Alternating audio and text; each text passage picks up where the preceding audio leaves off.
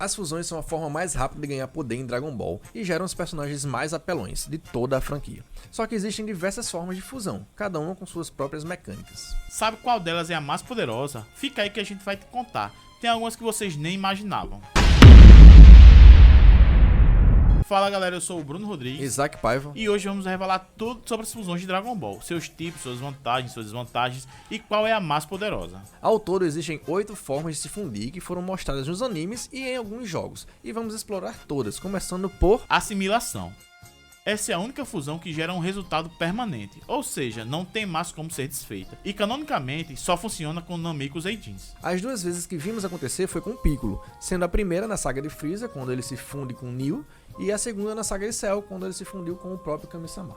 Os integrantes devem concordar com a assimilação e o mais forte dos dois irá manter o corpo e a mente dominante, além de absorver as memórias, energia, força e inteligência do outro.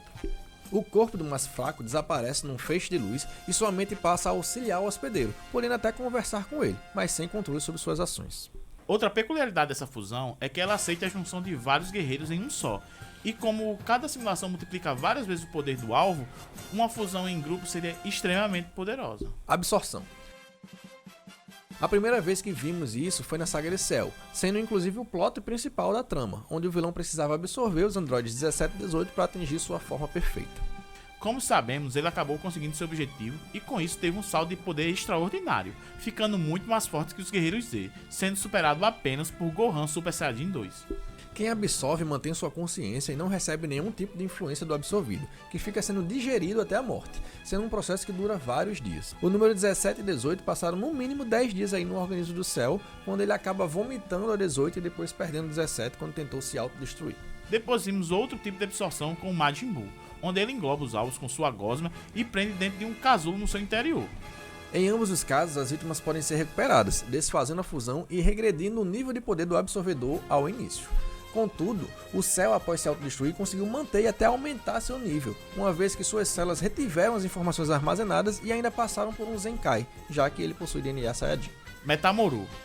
Essa é a mais famosa de todas e foi apresentada por Goku durante a saga de Majin Buu, tendo sido desenvolvidas pelo Metamoru Jeans, por isso tem esse nome. Para realizá-la, os dois personagens precisam fazer uma dança em movimentos perfeitamente simétricos, que terminam no toque dos dedos indicadores de ambos. Se os movimentos forem errados de alguma forma, cria-se uma fusão imperfeita e fraca, com características físicas muito distantes, mas se der certo, o poder é multiplicado exponencialmente. Além disso, para ser viável, os dois precisam ter força, tamanho e massas similares. Quanto à força, os guerreiros Z sabem controlar o Ki para equilibrar o poder, e quanto ao tamanho, só inviabiliza se for algo realmente muito discrepante. Vegeta, por exemplo, é menor que Goku e mesmo assim conseguiu se fundir sem problemas. A fusão dura em média 30 minutos, mas quando ela é feita por personagens muito poderosos, esse tempo cai drasticamente. E uma vez separados, eles têm que esperar no mínimo 1 hora para tentar novamente. O guerreiro final assume características de ambos os personagens, tanto físicas quanto mentais, e sempre vestem roupas parecidas, típicas da raça Metamoru. Potara. Outra que foi apresentada na saga de Majin Buu, essa fusão é resultado da junção de dois guerreiros que usam o brinco Potara, geralmente possuídos por Kaioshins. É a mais fácil de fazer, porque só precisa que os guerreiros coloquem o brinco em orelhas alternadas. Quando usadas em Kaioshin, essa fusão é permanente, mas pode ser desfeita por algum deus dragão, que foi o que o Kaioshin do leste fez para separar do Kibito. Porém, quando usada em mortais, ela tem um tempo limite de 1 hora, o que ainda é o dobro da fusão do Metamoru. Segundo o Super Exciting Guide, que é um almanaque de DBZ, o poder resultante é igual à multiplicação do máximo poder de cada uma das partes, ou seja, os indivíduos não precisam nivelar os seus Ki para se fundirem, gerando então um guerreiro muito mais poderoso. Por isso, essa é a fusão mais poderosa de todo Dragon Ball, pois além dela não ser preciso aprender uma técnica de dança, não haver possibilidade de fusão imperfeita e durar mais tempo, ela extrai o poder máximo de cada um. Fusão Máquina Mutante. Em Dragon Ball GT é revelado que todos os personagens máquina mutantes têm habilidades de se fundir absorvendo materiais metálicos e mecânicos ao seu próprio ser. Essas máquinas são seres artificiais completamente mecânicos com algumas propriedades orgânicas.